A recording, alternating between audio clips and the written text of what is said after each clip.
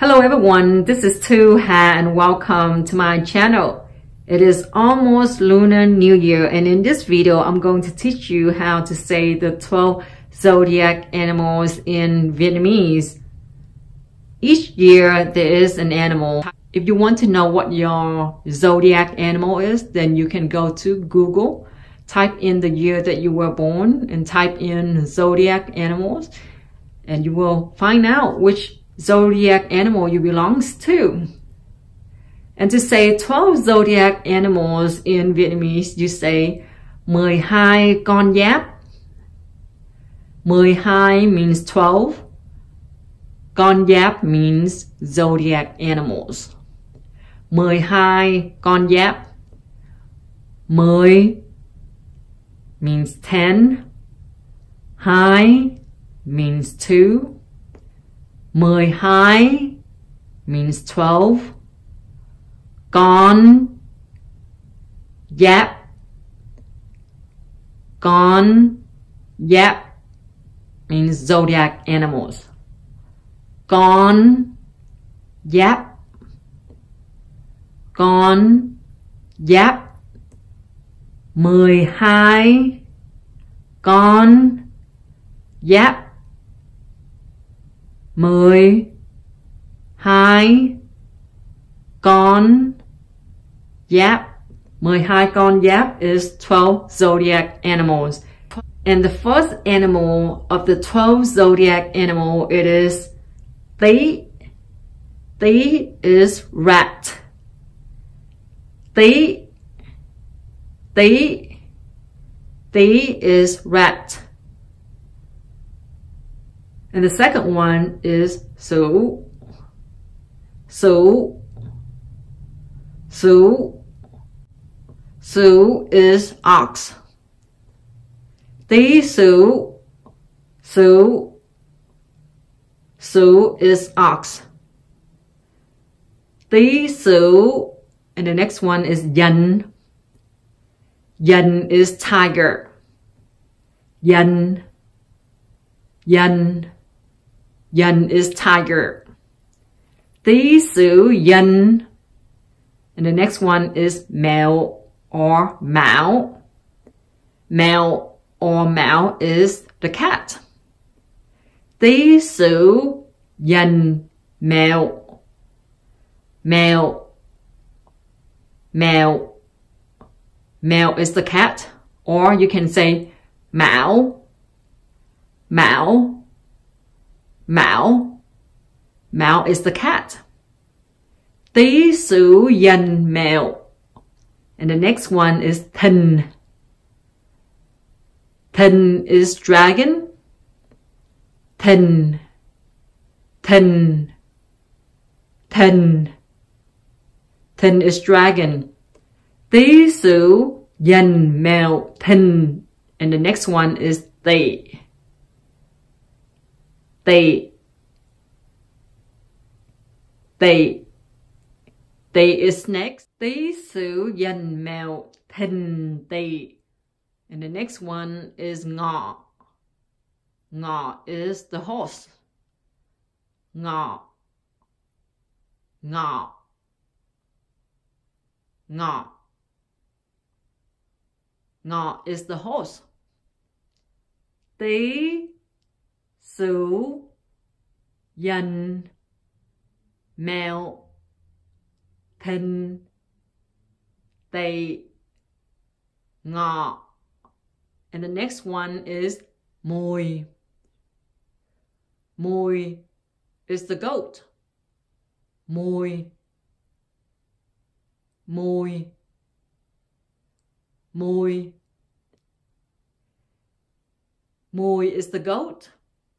Tý Sửu Dần Mèo Thìn Tỵ Ngọ Mùi. And the next one is Thân. Thân is the monkey. Thân. Thân. Thân. Thân is the monkey. Tý Sửu Dần Mèo Thìn Tỵ Ngọ Mùi Thân. And the next one is Dậu. Dậu is the rooster. Dậu. Dậu. Dậu. Dậu is the rooster. Tí, sửu, dần, mèo, thìn, tỵ, ngọ, mùi, thân, dậu. And the next one is tuất. Tuất is the dog. Tuất. Tuất. Tuất. Tuất is the dog. Tí, sửu, dần, mèo, thìn, tỵ, ngọ, mùi, thân, dậu. Tuất. And finally, the last one is hợi. Hợi is the pig. Hợi. Hợi. Hợi. Hợi is the pig. Tí, sửu, dần, mèo, thìn, tỵ, ngọ, mùi, thân, dậu, tuất, hợi. And that is the 12 zodiac animals.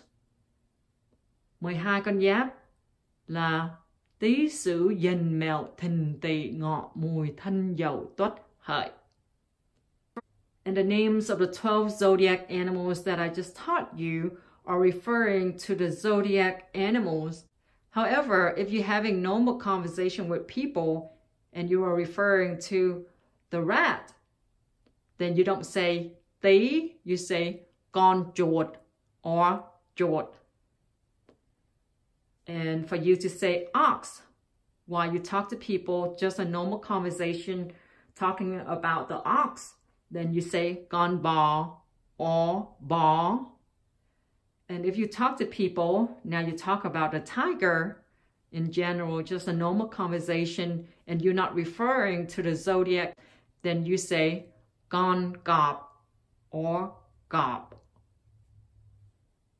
And the cat is con mèo or mèo. And the dragon is con rồng or rồng.